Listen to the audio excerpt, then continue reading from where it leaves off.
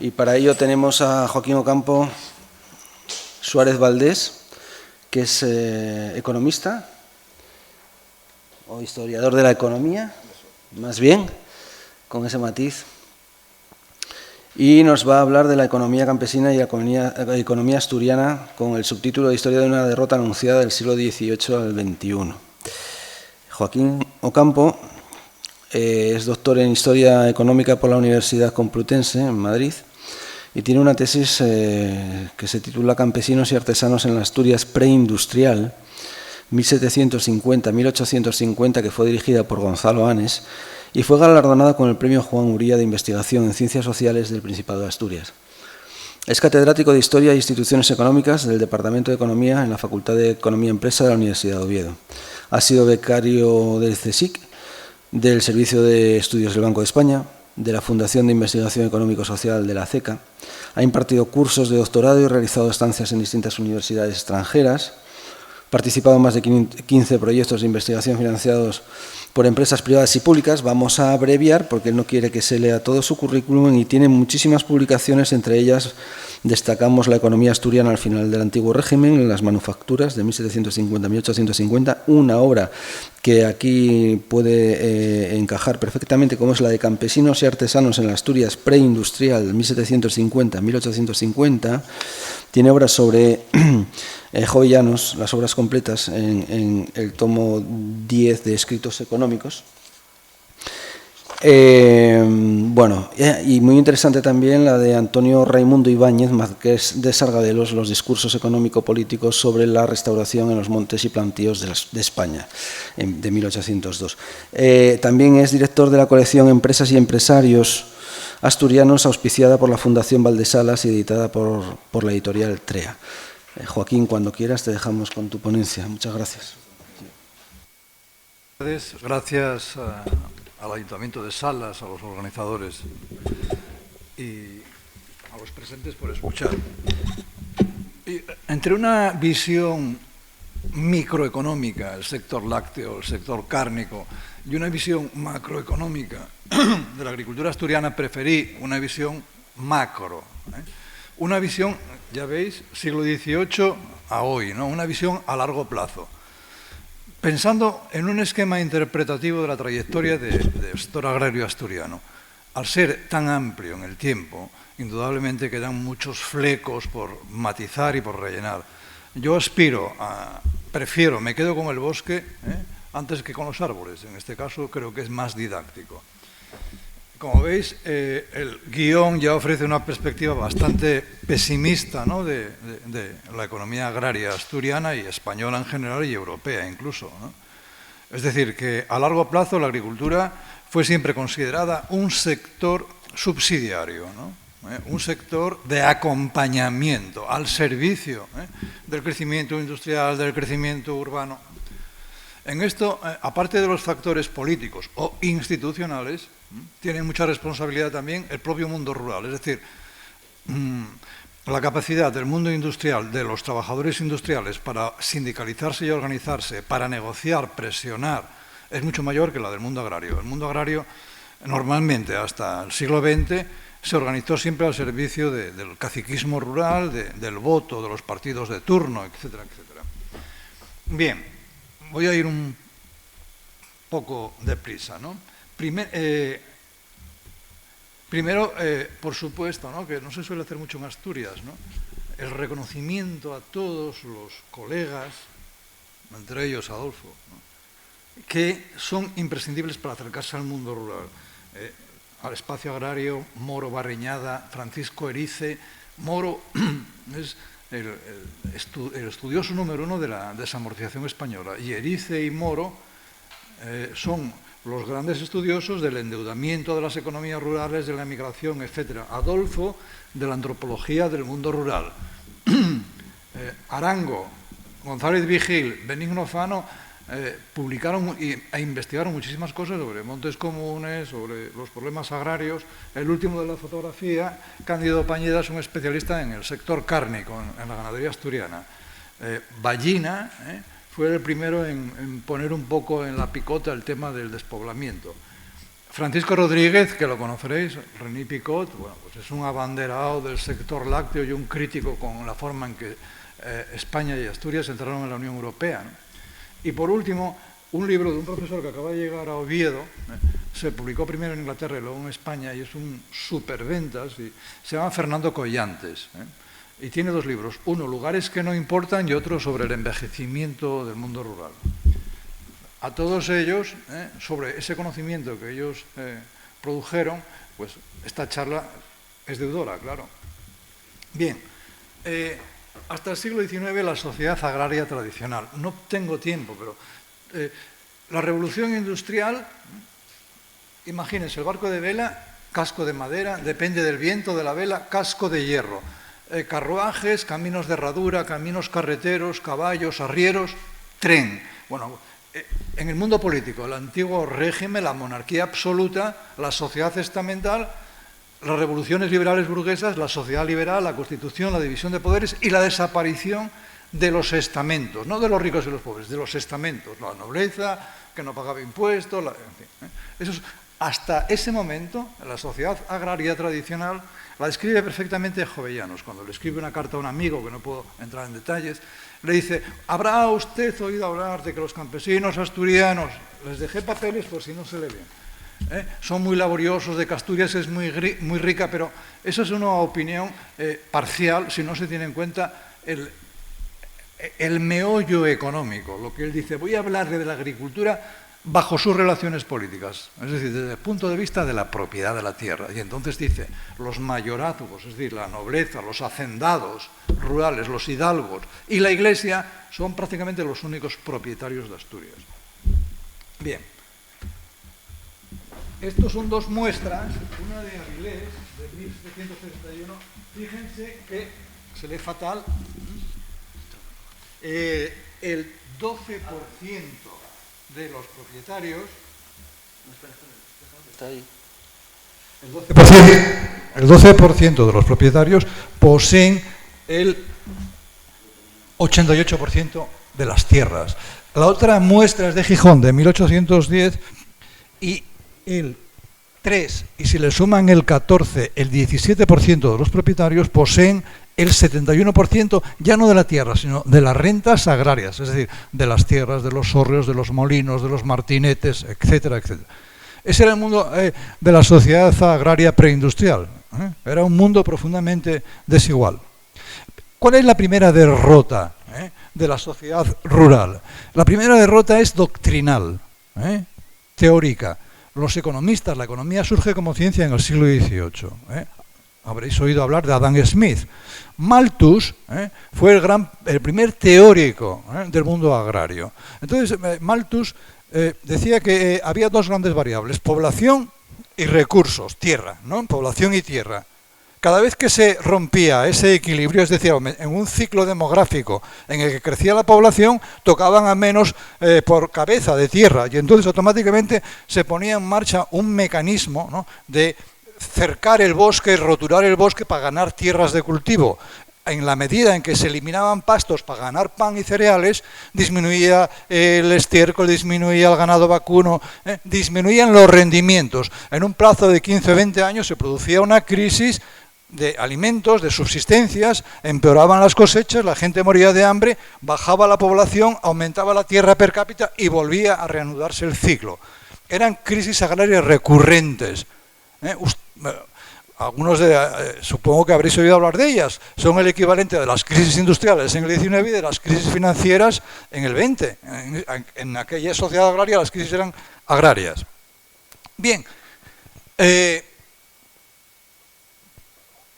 tenía que hacer? ¿Qué respuesta daba el campesino ante esta sucesión de crisis? La vía revolucionaria, que no tuvo lugar en España hasta bien entrado el siglo XIX, en Inglaterra y en Holanda en el XVII, en Francia la Revolución Francesa, fue acabar con las instituciones que drenaban la renta campesina, que la absorbían y que eran los grandes propietarios de las 3/4 partes de la superficie francesa, inglesa o española. Pero eso fue por una vía revolucionaria. Desde el Parlamento, de las cámaras constituyentes, de la Convención, decretaron la expropiación de tierras y la entrega a los campesinos. En España eso no sucedió. No sucedió porque aquí no había masa crítica para llevar a cabo una revolución, sencillamente, ¿no? Entonces la otra vía fue la vía de la resistencia. O sea, las sociedades rurales, la asturiana, tenían que enfrentarse a esa escasez de tierras y a esa elevación de las rentas. Piensen que había rentas territoriales, es decir, el alquiler de la tierra. Había rentas señoriales, el derecho de paso, el derecho de barcaje, el derecho de montazgo. Eran rentas señoriales que cobraban los grandes propietarios en tanto señores. No era una renta económica. Como soy el dueño de la tierra, cobro por el alquiler de la tierra. Pero cobro por los ríos, el derecho de atalayas en Puerto de Vega, el derecho sobre la pesca de la sardina, que cobraban en Avilés, el convento. Aparte de esas rentas, el campesino tenía que pagar los impuestos.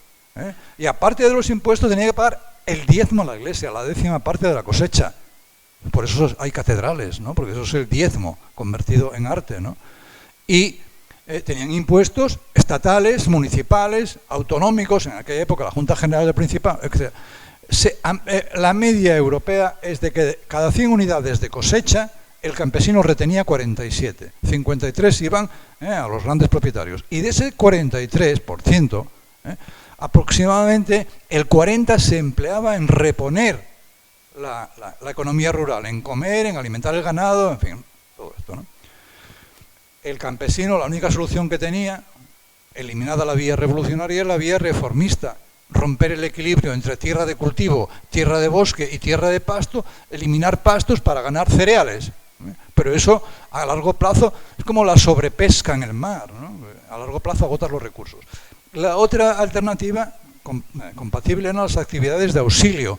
Todas las familias campesinas tenían en su seno, entonces técnicamente se le llama industria rural doméstica, es decir, elaboraban lino, manufacturas, madreña, iban a los mercados y a las ferias a venderlo.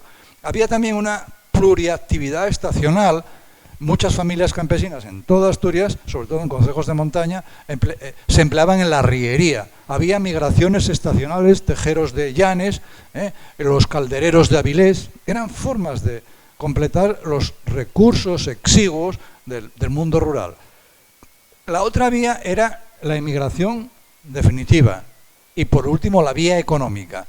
Es decir, ¿cómo puedo mejorar el producto por unidad de superficie, el rendimiento agrario? ¿Cómo puedo mejorar el producto por unidad de trabajo, la productividad? Y entonces los campesinos, de forma empírica, introdujeron el maíz, más adelante la patata, y eso permitió dignificar la miseria, la escasez. No solucionó el problema, simplemente se aseguraron cosechas más seguras y permitían mejor subsistencia. La última vía, la del conflicto social, no se produce. Hay una resistencia soterrada en forma de pleitos, y hay el informe de ley agraria. Hay un expediente famoso que se inicia en el siglo XVIII por Campomanes y lo culmina Jovellanos, que se llama el expediente de ley agraria. ¿Qué era esto? Eran una multitud, cientos de miles de quejas de pueblos, de corregidores, de alcaldes, etcétera, que enviaban a Madrid al Consejo de Castilla diciendo que los campesinos, en Andalucía con la Mesta, aquí con los grandes propietarios, se veían extenuados por impuestos, los grandes nobles se hacían con los montes comunales. Con todos estos expedientes, Jovellanos los redujo a un informe que es la obra de economía más importante en España, posiblemente, que fue la que emplearon las Cortes de Cádiz, las Cortes del Trienio, fue la bandera de la futura reforma agraria, ¿no?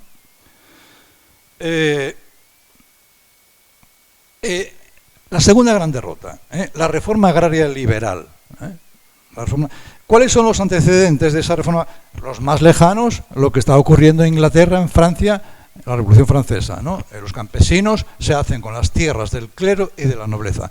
En España hubo algunos precedentes. La ley agraria proponía que los ayuntamientos entregaran a los campesinos pobres tierras comunes, tierras de propios, concejiles. La desamortización de Godoy, en 1798, también entregaron a los campesinos tierras, otras se vendieron. El gobierno de José I, durante la Guerra de Independencia, muchos campesinos dejaron de pagar el diezmo de la iglesia, que era un gravamen terrible, ¿no? Y, o sea, eran precedentes, ¿no? El resultado de esos precedentes, las Cortes de Cádiz, fue que empezaron, las Cortes de Cádiz decretaron la privatización de baldíos, de tierras de los ayuntamientos que no tenían una titularidad clara. Les mandan a los ayuntamientos venderlas. Las Cortes de Cádiz suprimieron el diezmo de la Iglesia. Pero como sabéis, las Cortes de Cádiz fueron efímeras. En 1814 regresa Fernando VII y esa reforma agraria, entre comillas, liberal, queda en suspenso. El escenario de fondo, ¿por qué Godoy vende tierras de hospitales, de monasterios? ¿Por qué? Porque no había una reforma fiscal. Es decir, el gobierno, la corona española estaba en bancarrota desde finales del siglo XVIII, por guerras con Francia, por guerras con Inglaterra y porque comenzaba la emancipación colonial y había que mandar tropas y costaban dinero. Entonces emiten títulos de deuda, con un interés altísimo, los vales reales le llamaban. Y entonces, para asegurar esas emisiones y que la gente, los hacendados, la Iglesia, en fin, los comprase, los respaldaban con tierras, es decir, vendiendo tierras. Por lo tanto, en vez de hacer una reforma fiscal, que era la forma de aumentar los ingresos públicos, eso era intocable, lo que hacían era vender tierras. Bien, cuando en 1812, en 1820 y en 1833 los liberales llegan al poder, asumen los principios de la reforma agraria liberal. Fíjense que se estima, con datos catastrales, que el 75% de las tierras de España estaban amortizadas, es decir, manos muertas, no se podían vender.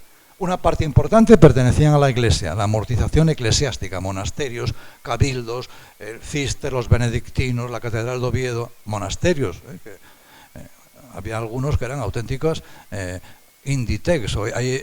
El monasterio de San Pelayo de Oviedo tenía 890 colonos, es decir, imagínense una empresa de salas con 890 trabajadores, eran auténticas empresas agrarias, ¿no?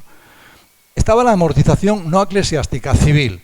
El mayorazgo, es decir, los nobles, transmitían por ley, desde las leyes de Toro medievales, todo el patrimonio al hijo mayor, al primogénito. No se podía vender. Era una forma de asegurar que los grandes conservaban la propiedad y no se disgregaba.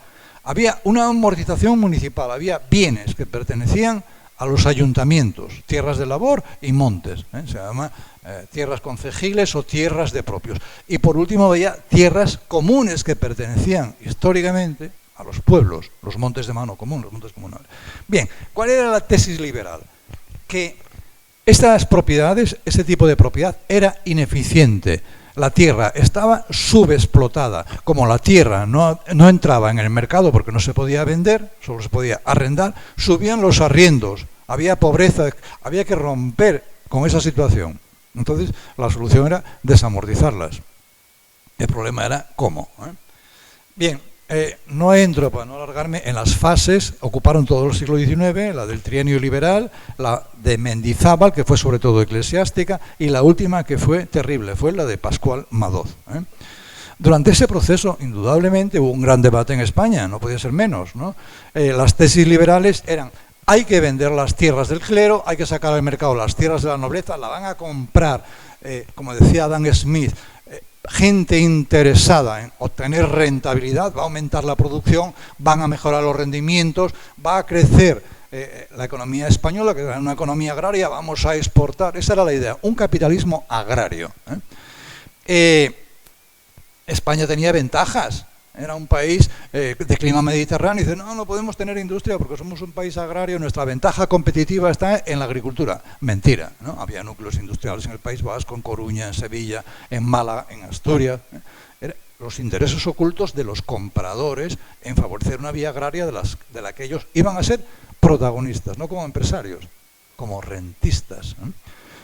La única voz discordante fue la de Flórez Estrada, que es muy conocido sobre todo por una obra de economía que escribió en Inglaterra, estuvo 2 veces en el exilio, pero fue el gran enemigo de Mendizábal, doctrinalmente en la prensa, en los periódicos. Decía, Flórez Estrada venía a decir: ¿quiere España ser un país rico? Entreguen la tierra a los campesinos mediante un censo a muy largo plazo, que paguen un alquiler muy poco significativo durante 99 años, los campesinos son dueños de la tierra y ellos sí que la van a trabajar, van a enriquecerse y van a comprar en el mercado productos industriales. Y además van a abrazar la causa liberal. Esa era la tesis de Flórez Estrada. que no prosperó. Y decía Flores Estrada, ¿cómo puede el Estado obtener los recursos que necesita? Porque recuerden que en el trienio empieza ya la emancipación americana, empieza en 1833 la guerra carlista y no hay un duro para pagar las tropas. Y entonces el Estado desamortiza de nuevo en un escenario de deuda pública.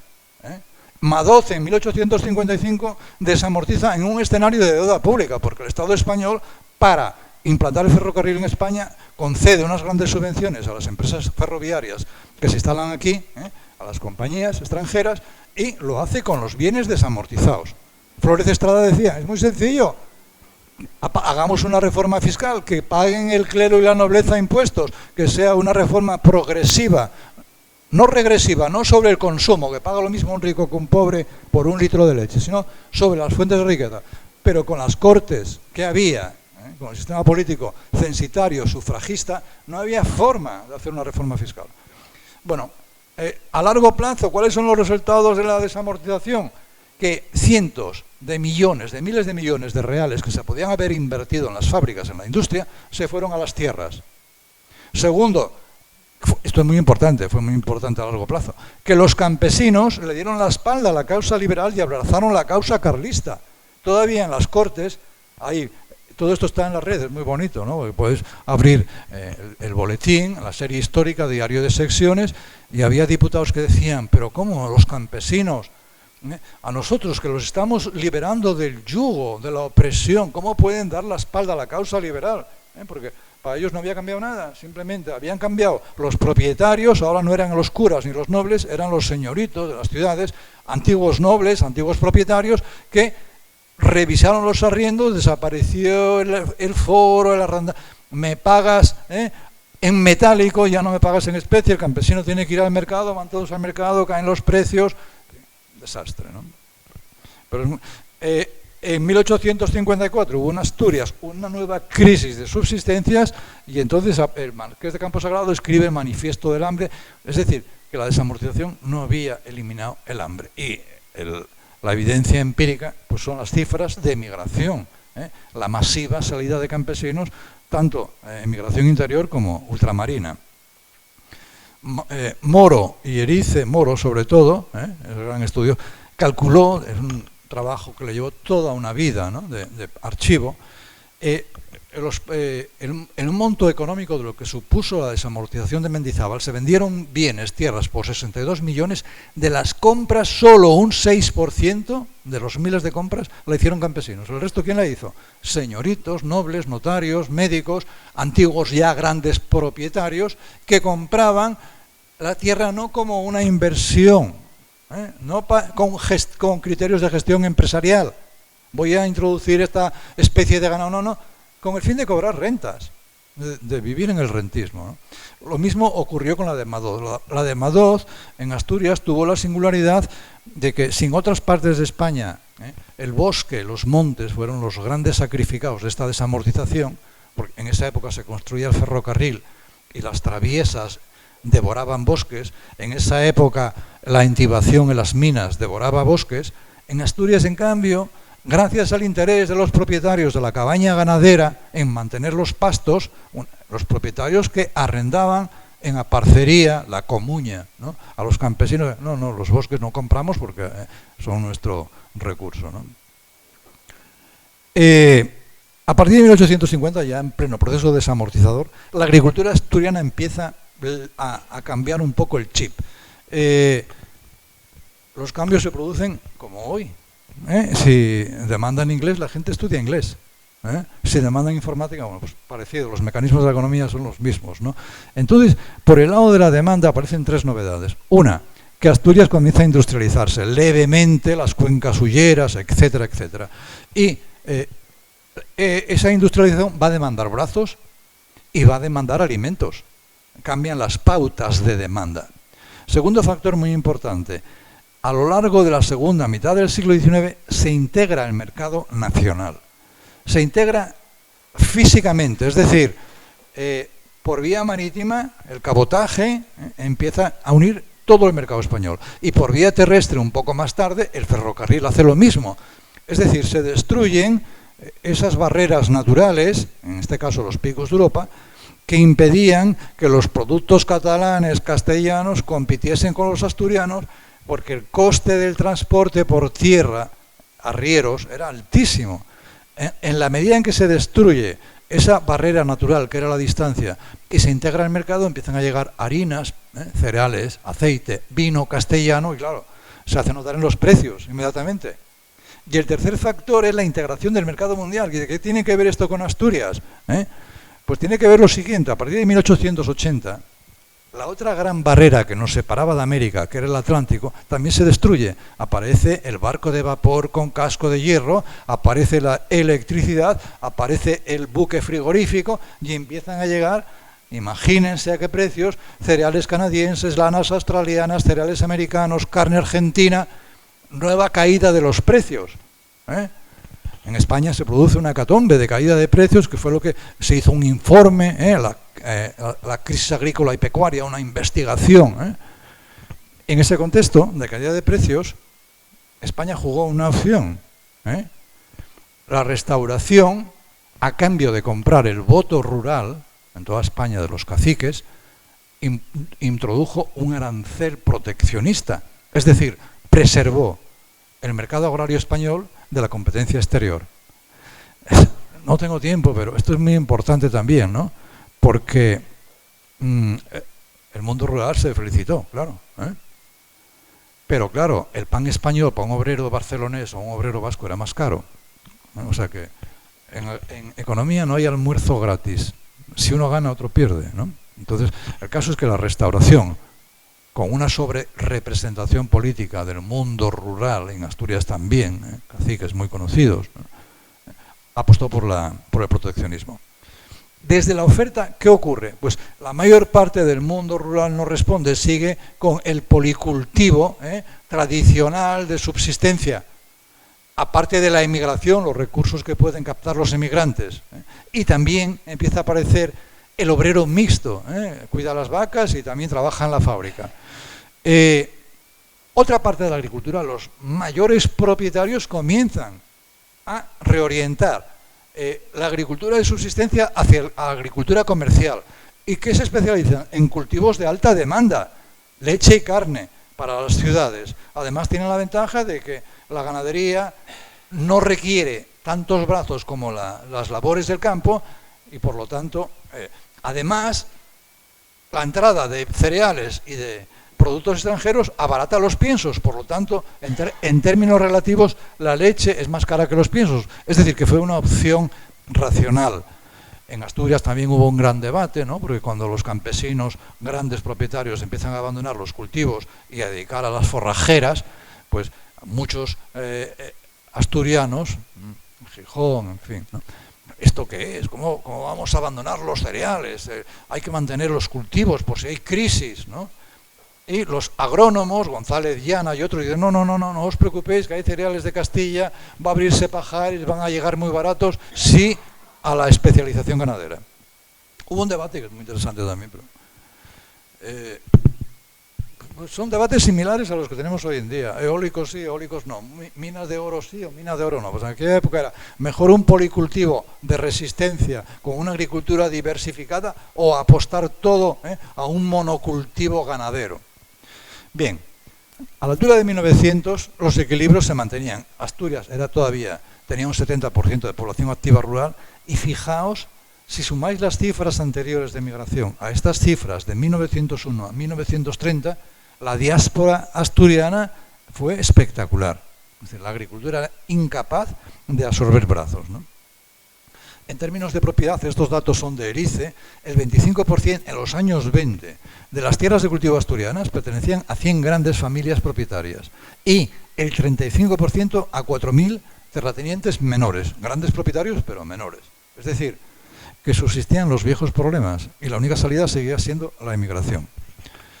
¿Qué hacía el gobierno? Bueno, antes les dije que la entrada de productos extranjeros en España se resolvió con un arancel proteccionista.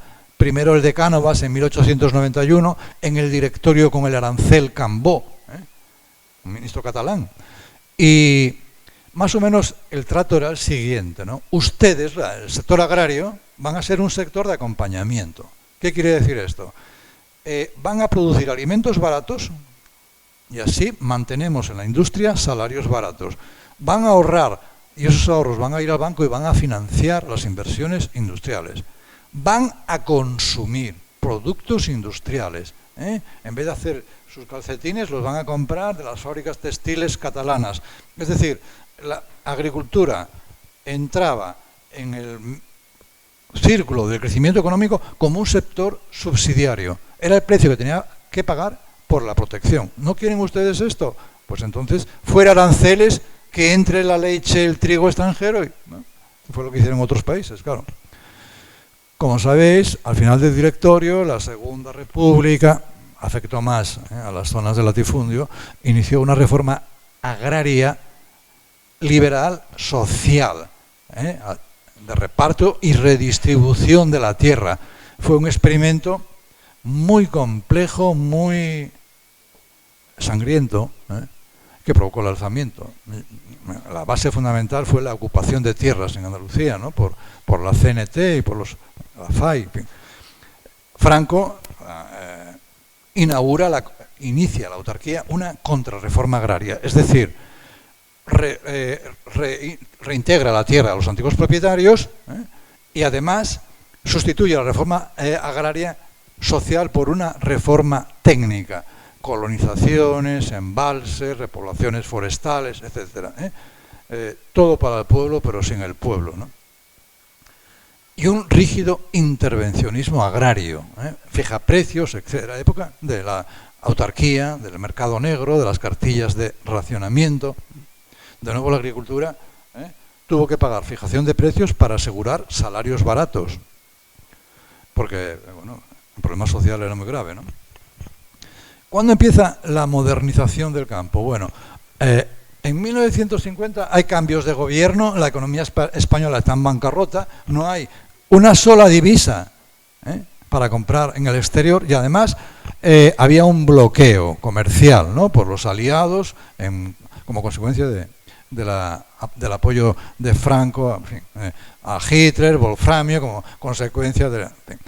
Se rompe por intereses políticos esa situación. En 1950 los banqueros españoles y americanos empiezan ya a negociar ayudas. A España le salvó la campana, la guerra de Corea. Entonces España se convierte en una base estratégica para los americanos, a cambio de las bases militares, bueno, todo esto, ¿no? Viene el fin del bloqueo, la entrada paulatina de España en los organismos internacionales y la gasolina, el petróleo, los tractores y los préstamos y los créditos. Entonces, ahí se inicia una primera fase de modernización agraria, porque esto coincide pari passu, es decir, a la vez con ese desbloqueo, los países europeos habían quedado sin jóvenes después de la Segunda Guerra Mundial, sobre todo sin jóvenes poco cualificados, ¿no? De oficios duros. Y entonces, claro, España, Portugal, Grecia eran auténticos viveros de gente joven. Entonces la emigración facilitó que muchos grandes propietarios, siempre yo pienso en empezasen la mecanización del campo, la adquisición de tractores, de motosegadoras, etc. El segundo gran momento es el del desarrollismo. En 1959, plan de estabilización y paulatina apertura de España al mercado europeo. Es cuando comienza ya el éxodo rural masivo. Este cuadro es bien ilustrativo, no del vacío demográfico, del vacío productivo del campo, la desaparición de explotaciones, la caída en picado de la población activa y la reducción de la aportación de la agricultura al Producto Interior. ¿Por qué? Porque cuando la gente se hace más rica come menos. Cuando un país se hace más rico se compran más coches y neveras y menos patatas, ¿no? Es un proceso un poco natural. Lo que no es tan natural son los precios, ¿no? Bien, es la época en que se inicia la agricultura industrial. Es el fin del autoconsumo y de la agricultura natural. Y esto es una derrota porque el campesino, las explotaciones, las granjas, comienzan a depender de piensos, de gasolina, de maquinaria, de repuestos externos. Por lo tanto, el equilibrio financiero se rompe y se entra en una cadena de endeudamiento. Y la segunda ruptura a partir de los años 60 tiene que ver también con las grandes superficies, con las agroindustrias, y que se convierten, absorben la cadena de valor, es decir, retribuyen muy poco la materia prima y valorizan la comercialización y la venta final en las ciudades, en las grandes superficies. El campesino es ajeno al control sobre ese mecanismo. Bien, a partir de los años 80 se inicia el proceso de europeización de España. En 1970 España llama a la puerta de Europa, que era una Europa, se llamaba Comunidad Económica Europea, no era la Unión Europea, era lo que Paco Rodríguez llama muy bien la Europa de los mercaderes. Ahí no hay amigos, ahí hay intereses. Bueno, coincide ese acuerdo preferencial en los años 70 con la transferencia, con la construcción del Estado autonómico. Asturias potencia el gobierno regional la industrialización del agro con redes frigoríficas, caminos rurales para que la leche salga hacia las grandes empresas, electrifica ordeños, mataderos industriales, es decir, acentúa la vía industrial del campo, la dependencia del campo respecto al exterior. La firma del acuerdo en 1986 de España con la Comunidad Económica Europea, entramos con Portugal, quiero recordar, fue un acuerdo con costes y beneficios. El sector pagano, el sector que pagó los costes, porque claro, en Europa se negocia, ¿no? Y se negoció así en 1986 porque los beneficios eran mayores que las pérdidas, es decir, los beneficios de la entrada de capitales, los beneficios de que empresas españolas se fusionaran con empresas de servicios, empresas industriales, bancos, etcétera, fortalecía a esas empresas, les abría las puertas a otros mercados. Todo eso generaba, en términos macro, más beneficios que las pérdidas que tuvo que sufrir el sector pesquero y el sector agrario. España era súper competitiva, era la primera potencia europea en pesca, y entonces la Unión Europea, las grandes potencias pesqueras, sobre todo Inglaterra, Holanda, Francia, exigieron reducir el tamaño de la flota, el tonelaje, etc. Hubo una auténtica reconversión silenciosa, tan grave como la industria, pero de la que se habló menos. Y lo mismo en el campo. Paco Rodríguez es el abanderado, ¿no?, de este desaguisado. España se autoabastecía de leche, de carne, etcétera, y redujeron la producción láctea española a un 70% de sus necesidades, con lo cual teníamos que importar un 30%. Eso fue un escándalo, protestaron los agricultores, pero quedó así, porque a cambio venían los fondos europeos, fondos sociales, etcétera, etcétera, que compensarían, ¿no? Siempre que se habla de Comunidad Económica Europea, siempre se habla de la política agraria comunitaria. La política agraria comunitaria, la PAC, surge en el año 57, cuando Europa, había 10 años que había salido de la guerra, no era autosuficiente en términos alimenticios. Y además eran muy fuertes las corrientes migratorias del campo a la ciudad. Entonces la Unión Europea estratégicamente dijo, hay que asegurar el autoabastecimiento y la única forma de hacerlo es proteger el campo, subvencionarlo, subsidiarlo. Primero, fijamos un arancel exterior común para prohibir o elevar el precio de los productos importados. Y esto es terrible, sigue existiendo. Es decir, esto fue vetar a los países del norte de África, a los países latinoamericanos en vías de desarrollo, cuyo potencial es la agricultura, el aceite, los cítricos, etcétera, fastidiarle las ventas en Europa, es decir, fortalecer la pobreza de estos países. Y por otro lado, hay organismos de cooperación internacional, es un sinsentido, ¿no?, de la Unión Europea. Bien, ese arancel común fue acompañado de subvenciones a los agricultores y de garantía de compra de excedentes. Si te sobran, te los compro. Entonces, claro, como esto se producía en un momento en que la productividad del campo con los tractores aumentaba, en un momento en que la renta aumentaba y la gente comía menos, y por lo tanto la demanda agraria era menor, Europa se saturó.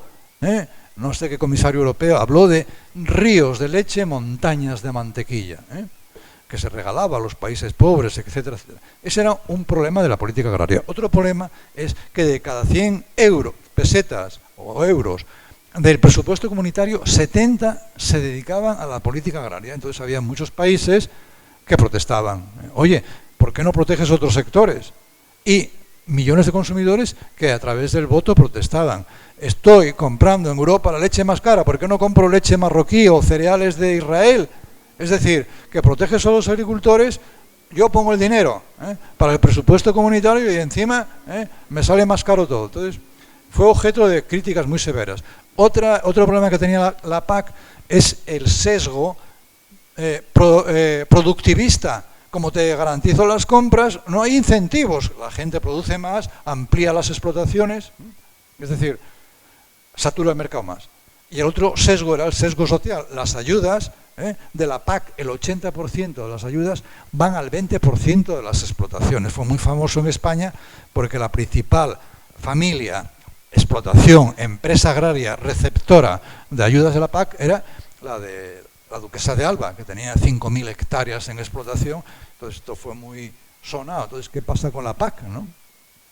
Y eso condujo a la revisión de la PAC.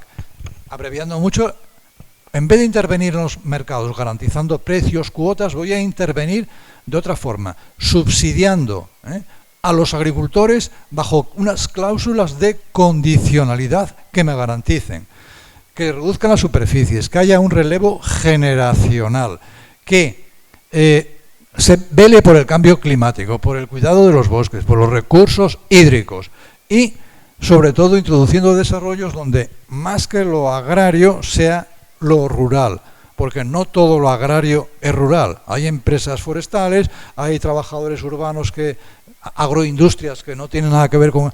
O sea, tratando de atraer y de fijar población, Asturias, por su singularidad, esto sabe muchísimo, tendréis que invitarlo, Arango, tiene publicaciones sobre esta cuestión.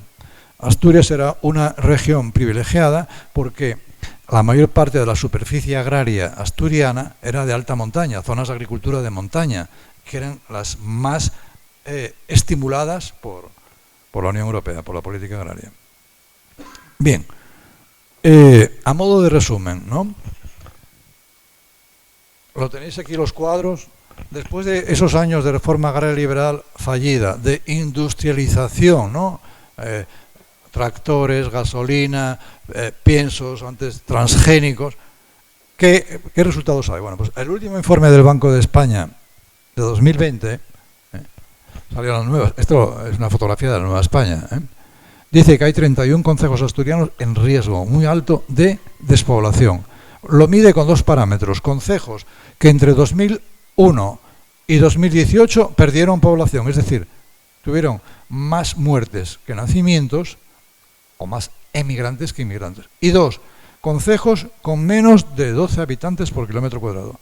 Pues hay 31 concejos. Y lo más peligroso es que el concejo de Cangas del Narcea y el concejo de Cangas de Tineo están a punto de entrar en esa lista.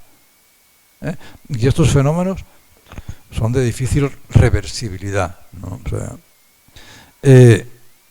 otro indicador que muestra el fracaso, ¿no?, de todas las políticas agrarias es este otro, indicadores de calidad de vida, medidos no solo por renta per cápita, sino por acceso a los servicios, banda ancha, educación, salud, posibilidades de empleo. Este gráfico, este cuadro, esta estadística me parece que es de SADEI. Tiene en cuenta una serie de indicadores y, coño, resulta que los concejos más despoblados, los concejos del suroccidente, los que veis en la cola, son los que menos calidad de vida tienen. Es decir, que era una falacia eso de que en el pueblo se vive mejor, ¿no? Y por último, esto sería ya pretencioso, ¿no?, por mi parte, ¿no? ¿Qué factores explican el envejecimiento, la despoblación, ¿no? Pues la brecha de bienestar, ¿no?, entre el mundo rural y el mundo urbano. La brecha de bienestar es, yo recuerdo cuando vivía en Navia de pequeño, una señora embarazada con un problema de embarazo tenía que ir para Oviedo y si tenía una hemorragia moría por el camino, por la espina, ¿no? Pues, hoy ocurre con la banda ancha o con otros problemas, ¿no? Problemas políticos. Por un lado, la Unión Europea está rectificando las políticas de desarrollo rural, tratando de centrarse más en lo rural que en lo agrario, enfatizar la atracción de población, de empresas, de teletrabajo, de lo que sea, ¿no? Y la comunidad autónoma pues tendría que estar aquí Arango y Vigil para decirnos esto que viene aquí abajo, que el 75% de la superficie asturiana agraria es forestal, que de ese 75 más de la mitad son montes comunales y que, oye, qué coincidencia, los 31 concejos citados en el mapa anterior, que son los de más envejecimiento, son los que tienen ese patrimonio subexplotado. Ese libro de Vigil que se llama La mitad olvidada de Asturias, ¿qué es esto, no? ¿Quién le pone el cascabel a este gato? Bueno, perdonad por la rapidez con la que fui, y tenéis el papel para leerlo si queréis con más detalle. Gracias.